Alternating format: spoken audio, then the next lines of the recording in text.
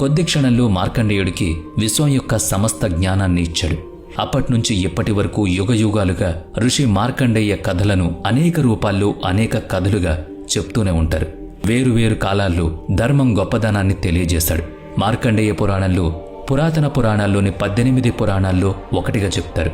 దీన్ని ధర్మం, జ్ఞానానికి సంబంధించిన కథగా చెప్పుకుంటారు. ఈరోజు మార్కండేయ ఋషి మార్కండేయ పురాణాన్ని రచించినట్లు భావించే మార్కండేయ తీర్థం ఉత్తరాఖండ్లోని ఉత్తరకాశీ జిల్లాలోని యమునోత్రి పుణ్యక్షేత్రానికి ట్రెక్కింగ్ మార్గంలో ఉంది. శివుడు మార్కండేయుని రక్షించిన పురాణం వారణాసిలోని కైతిలో గోమతి నది ఒడ్డున జరిగినట్లు చెప్తారు. మార్కండేయ మహాదేవ ఆలయం అని పిలువబడే పురాతన ఆలయం ఈ ప్రదేశంలో నిర్మించబడింది. ప్రత్యామ్నాయంగా ఈ సంఘటన కేరళలో జరిగిందని, త్రిప్రంగోడ్ శివాలయం ప్రదేశంలో మార్కండేయుడు యమ నుంచి తప్పించుకోవడానికి ఆలయం వద్ద ఉన్న శివలింగం వరకు పరిగెత్తాడని మరో కథ చెబుతూ ఉంటారు. ఈ సంఘటన మహారాష్ట్రలోని బీడ్ జిల్లాలో పర్లై వైజానాథ్ జ్యోతిర్లింగం వద్ద జరిగిందని కూడా సమాచారం.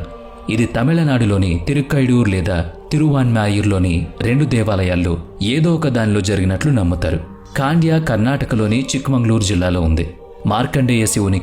మార్కండేయుడు శివునికి అంకితం చేయబడిన ఒక మందిరం కూడా ఉంది.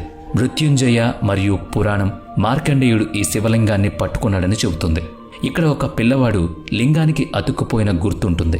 కాండ్యా అనే పేరు కూడా మార్కండేయ యొక్క సంక్షిప్త రూపమే. తుంగా నది పశ్చిమ దిశగా ప్రవహిస్తుంది కాబట్టి ప్రజలు ఇక్కడ అస్థి విసర్జన చేస్తారు.